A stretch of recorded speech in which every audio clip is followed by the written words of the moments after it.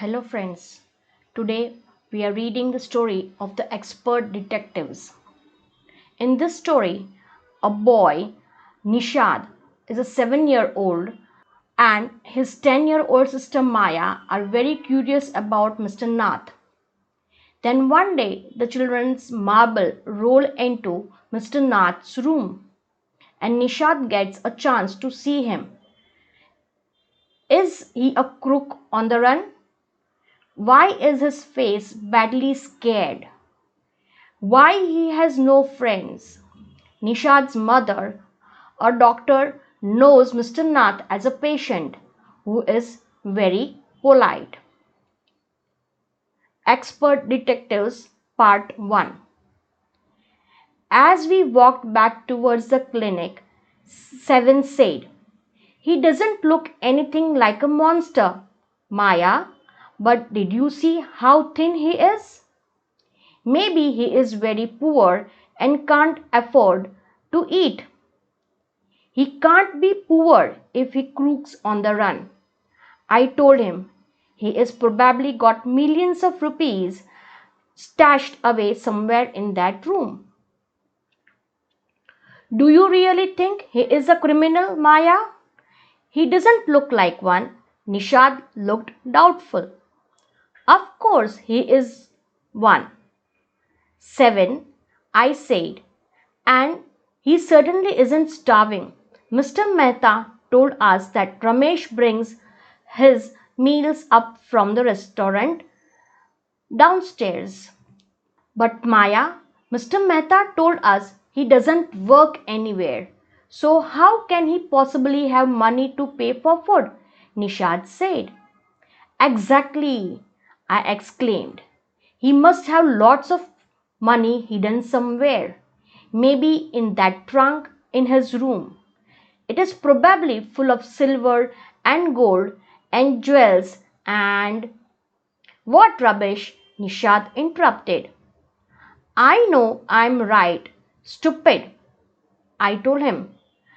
"By the way, Seven, did you see his scars?" "I couldn't. It was too dark. But I bet he got them during a shootout with the police or something." "Mummy told us quite clearly they were burn scars," Nishad said firmly. Perhaps the police had to set his house on fire to force him out," I suggested. Seven looked unsure. On the Monday following Mama's birthday, Seven went along with her to the clinic at Girgaon, as I was spending the evening with the school friend. When they returned, Nishad told me he had been to see Mr. Nath, and I felt most annoyed that I hadn't been there. Seven had been quite upset about Mr. Nath's gaunt appearance and was sure that he was starving. He told me that he had knocked loudly on Mr. Nath's door that evening and said, "Open the door quickly, Mr. Nath." The man had opened it and asked him, "Lost another marble?" He had obviously recognized my brother. "No," said Nishad. He had taken the man's hand in his own and thrust a bar of chocolate into it. "Did you get a chance to peek into the trunk, Seven?" I asked. Nishad looked disappointed. "He didn't even ask me in," he said. Then he smiled. "But I did find out something, Maya. I went down to the restaurant where Ramesh works and talked to him." "Good for you, Mr. Detective," I said, patting him on the back. "I hope you questioned him properly." Seven looked pleased. "Ramesh told me that he takes 2 meals for Mr. Nath every morning and evening and 2 cups of tea, one in the morning and one in the afternoon. Ramesh says he is not very particular about what he eats. It's always the same food. 2 chapatis, some dal and a vegetable. Mr. Nath pays cash and tips well. Ramesh told me something very strange. Maya, 7 added. Almost every Sunday he carries 2 lunches to Mr. Nath's room and the same man is with each time. He is tall, fair, stout and wears spectacles. Ramesh says his visitor talks a lot, unlike Mr. Nath who hardly speaks. Well done, Nishad, I told him. Now that we have made some progress with our inquiries, we will have to sort out all the facts that expert detectives so that we can trap the crook. How you do go on, Maya? 7C. How can you possibly imagine? He is a crook. He looks so ordinary. Criminals can look quite ordinary, smarty. I retorted. Did you see the picture of the Hyderabadi housebreaker in the papers yesterday? He looked like any man on the street. Nishad looked doubtful. The monsoons broke the next day. Dark clouds accompanied by blinding flashes of lightning and roaring rolls of thunder burst with all their fury, flooding the streets with a heavy downpour. School was to be reopened after the summer holidays, but no traffic could move through the flooded roads and there was an unexpected holiday. I thought I had spent the time usefully. I sat at my desk in our bedroom with a sheet of paper before me. Expert Detectives Part 2, Catching a Crook.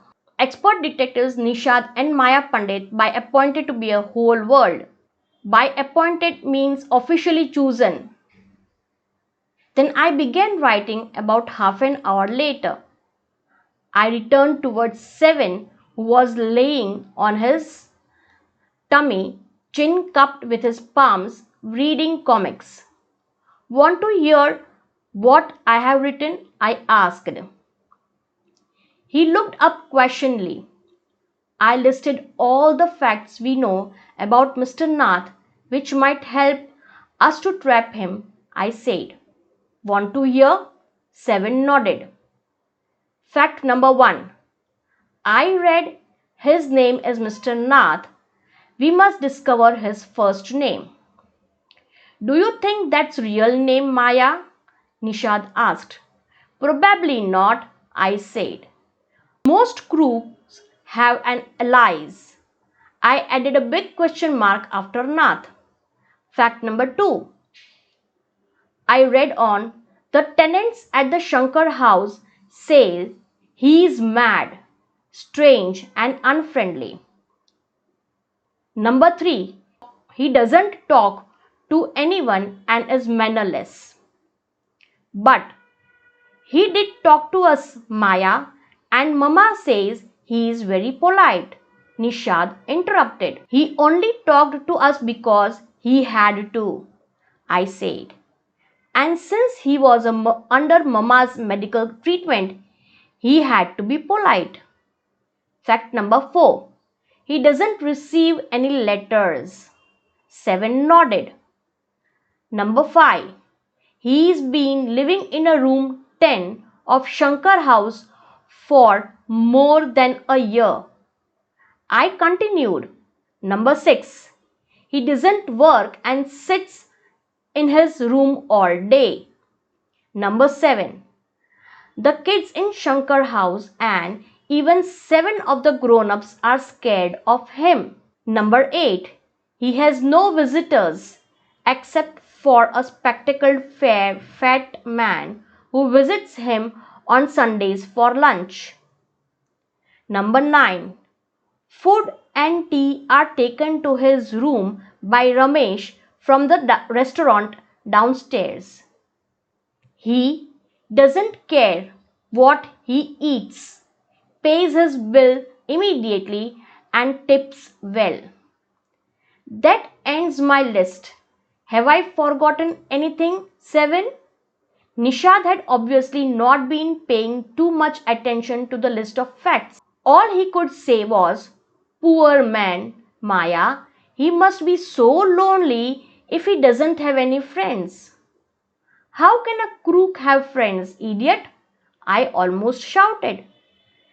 "At least he has one friend, the one who meets him on Sundays," said Nishad. A brilliant thought occurred to me just then. "That man has been Mr. Nath's accomplice in crime," I said. "Maybe he kept all the loot and he comes now and then to give part of it to his partner, Mr. Nath, for expenses." "That's it. I'm sure I'm right.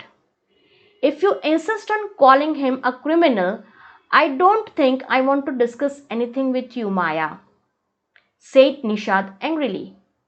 "He can't be such a bad man if he gives Ramesh such generous tips. Ramesh probably knows something about his past, so Mr. Nath must be bribing him to keep quiet," I said. Nishad glared at me with his arms tightly crossed across his chest. I was beginning to get fed up with him. "How can we make any progress with our investigations if you take that attitude, 7? I asked. "I will cooperate only if you give up this idea about him being an escaped crook, even 7, said 7. "You really make me angry." I almost hit him. "I make you angry, you stupid oaf?" I shouted. "You make me mad. What is that point of all these inquiries if he is not a crook? If you think he is a nobody, what is the idea of bothering about him? Please tell me." "Nishad," I looked thoughtful, "I would like to find out why he is so thin and why he is so lonely. I want to know why he doesn't have any friends and lives alone."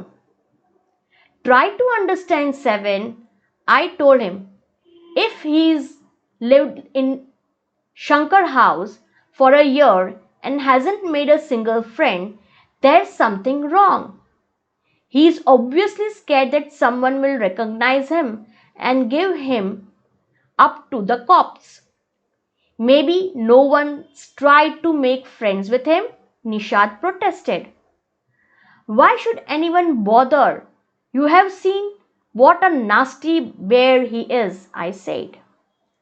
"I don't care," said Nishad stubbornly. "I like him and I'm going to try and be his friend." "Friends with a crook? Ha! You are crazy, 7, I said. "The cops will take you to jail with him. Do you want that to happen, you idiot?" Nishad merely glared at me and quietly walked out of the room. My theory seemed to have made no impression on him at all. This story is written by Sharda Dwivedi from the book The Broken Flute. Thank you.